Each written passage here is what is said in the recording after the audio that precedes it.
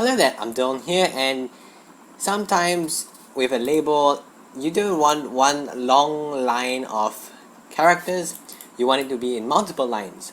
To do so, stop your debugging in Visual Studios, and then you do not need to go to the design or source view, just stay in the .vb behind code, and all you want to do is type in this.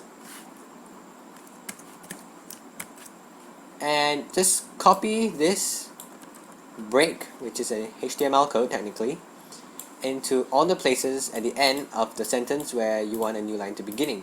Or shall I say, copy this into the places where you want a new line to begin. So for example, if you want the email has been registered before this sentence for a new line, or this to be on a new line, paste the code there. Same here. So if you want a new line for this text, just paste that piece of code over here, and same thing goes for this.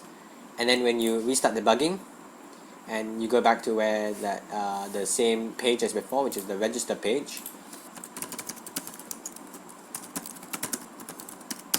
you will see now your label is in multiple lines.